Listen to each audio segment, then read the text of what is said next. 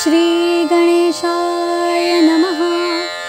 सौराष्ट्रे सोमनाथं च श्रीशैले मल्लिकार्जुनम् उज्जयिन्यां महाकालम् ओंकारं ममलेश्वरम् परल्यां वैद्यनाथं च डाकिन्यां भीमशङ्करम् सेतुबन्धे तु रामेशं नागेशं दारुकावने वाराणस्यां तु विश्वेशं त्र्यम्बकं गौतमीतटे हिमालये तु केदारं ग्रीष्मेशं च शिवालये एतानि ज्योतिर्लिङ्गानि सायं प्रातः पठे नरः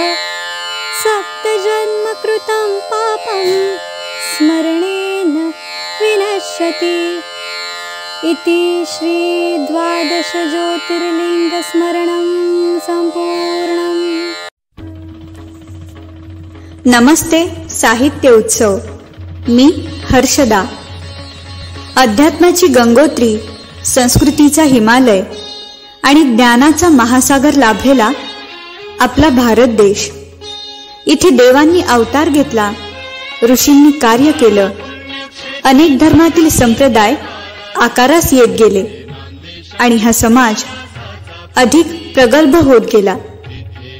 अशाच प्रगल्भ समाजातील आध्यात्मिक अधिष्ठान टिकवून ठेवणारी अनेक तीर्थक्षेत्रे आपल्याला भारतभर पाहायला मिळतात।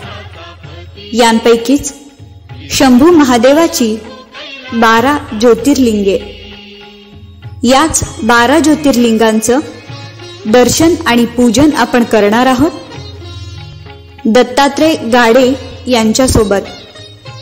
तर जाणून घेऊया शिवतीर्थे।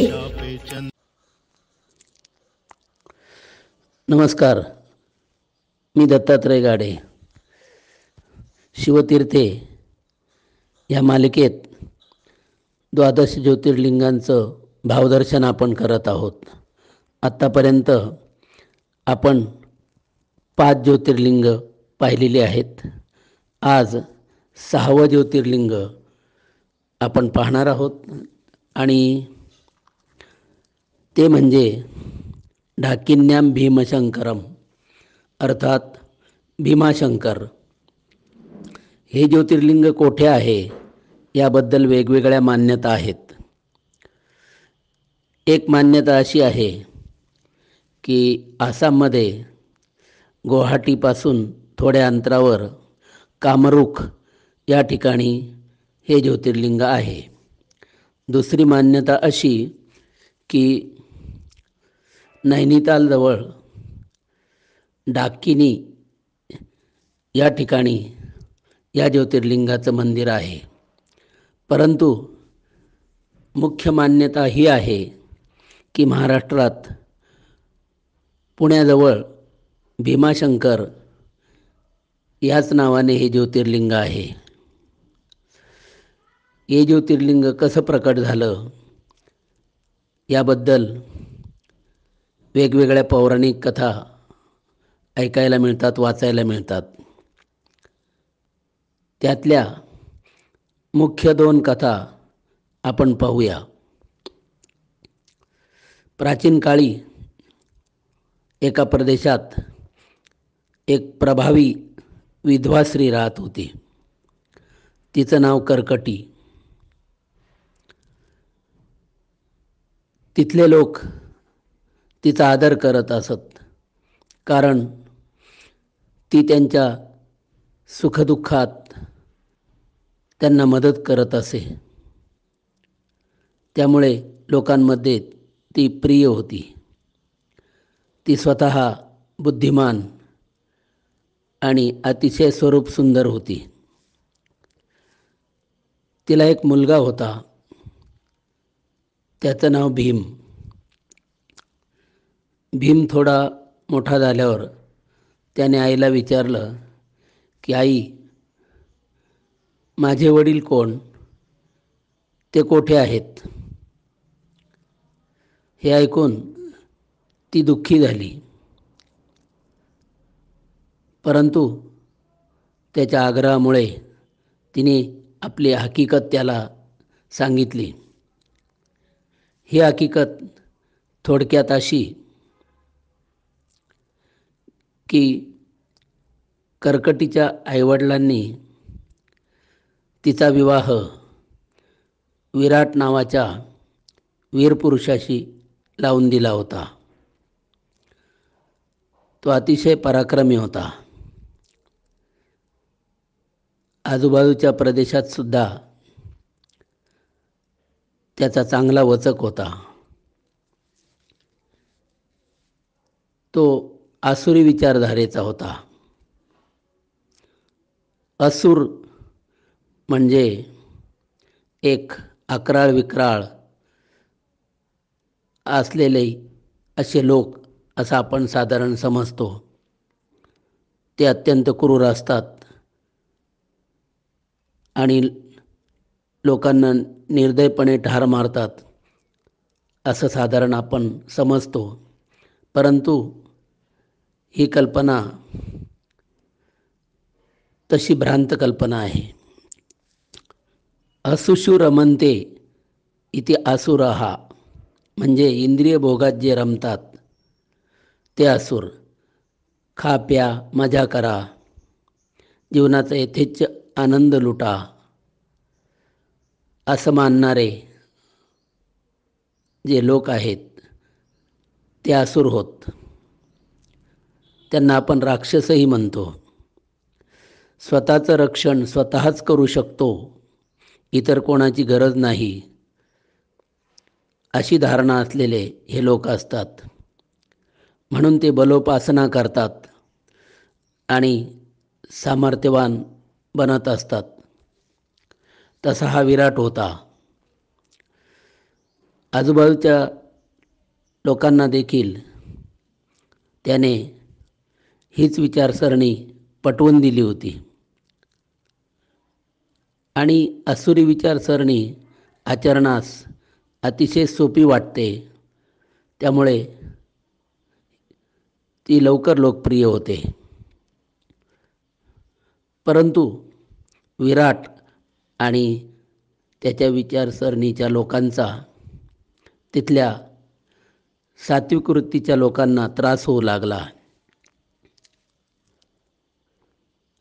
विराट म्हणत असे, देवपूजा, यज्ञयाग या सगळ्या दुबळ्या लोकांच्या कल्पना आहेत. तुम्ही स्वतः बलशाली व्हा आणि स्वतःचं रक्षण तुम्ही स्वतः करू शकता. परंतु दैवी विचाराचे, सात्विक विचारसरणीचे लोक असं मानत नव्हते. ते ईश्वरवादी आणि आस्तिक होते. आस्तिक माणूस हा नेहमी आशावादी असतो. म्हणून त्यांनी आपले प्रयत्न चालू ठेवले. सात्विक लोकांची संघटना त्यांनी उभी करायला सुरुवात केली. जितके जास्तीत जास्त लोक आपल्या विचारसरणीचे आपल्याबरोबर येतील असे प्रयत्न त्यांनी चालू ठेवले. आणि एकीकडे विराटाचा नाश झाल्याशिवाय ही वृत्ती कमी होणार नाही हे त्यांनी विचारविनिमयाने ठरवलं आणि त्यासाठी त्यांनी श्रीरामांना पाचारण केलं. श्रीरामांनी येऊन विराटाचा वध केला. कर्कटी अतिशय दुःखी झाली. ती आपल्या आईवडिलांकडे गेली. तिची कहाणी ऐकून आईवडील दुःखी झाले.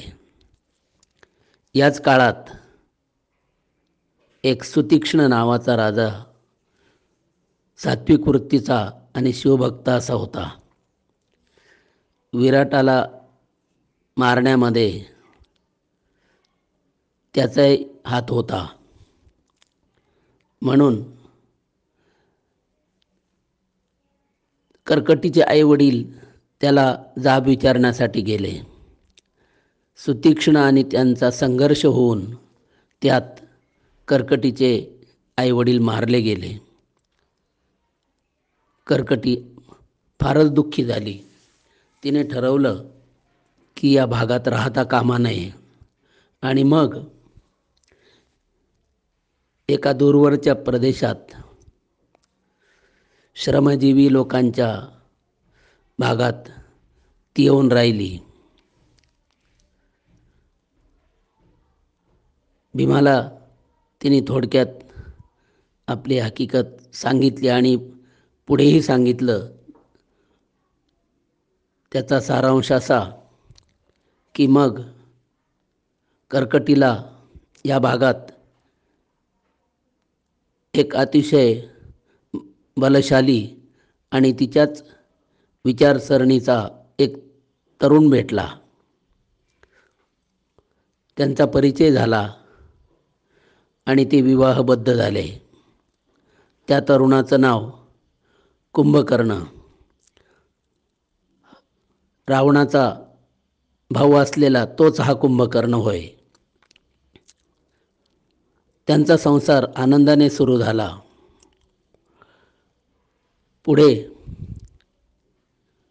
कर्कटी गर्भवती झाली.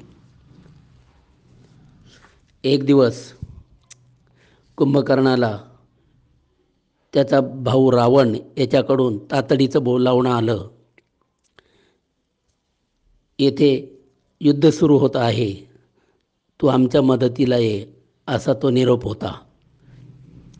त्याप्रमाणे कुंभकर्णाने कर्कटीला सांगितलं की तू येथेच थांब, मी माझ्या भावाला मदत करून शत्रूचा नाश करून इथे परत येतो आणि तुला सन्मानाने लंकेला घेऊन जातो. परंतु राम रावण युद्धात कुंभकर्ण मारला गेला. कर्कटी पुन्हा विधवा झाली. तिला या सर्व लोकांचा अतिशय संताप आला. यांनी निष्कारणच माझा पहिला पती तसंच दुसरा पती ठार मारला, याचं तिला दुःखही झालं आणि संतापही आला. ही सर्व हकीकत तिने आपल्या पुत्राला भीमाला सांगितली. तेव्हा तो फारच संतप्त झाला. पुराणात वर्णन आहे की त्याने ब्रह्मदेवाचं तप केलं आणि वर प्राप्त करून घेतला आणि तो बलशाली झाला. खरं तर शब्दार्थापेक्षा पौराणिक कथा ह्या लाक्षणिक अर्थाने घ्यायच्या असतात. याचा लाक्षणिक अर्थ असा होतो की ब्रह्मदेव म्हणजे निर्मिती, क्रिएटिव्हिटी, आणि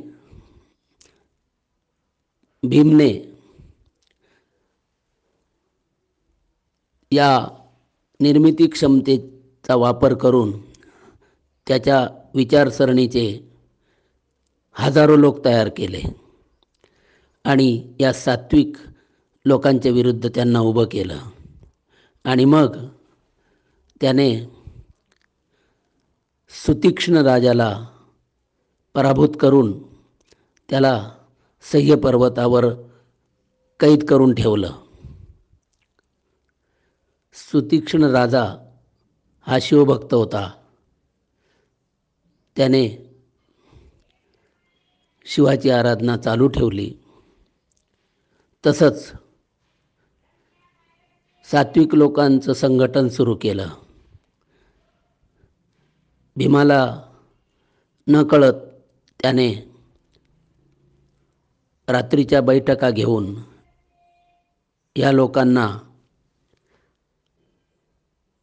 भीमाच्या विरुद्ध उभं केलं आणि या सर्व लोकांच्या दृढनिश्चयामुळे बरीच मोठी त्यांची संघटना निर्माण झाली. भीम हा अतिशय पराक्रमी असल्यामुळे त्याला लोक भीमासूर म्हणू लागले. सुतीक्ष्ण आणि त्याचे अनुयायी हे सर्वच शिवभक्त होते. त्यांना माहीत होतं की एक दिवस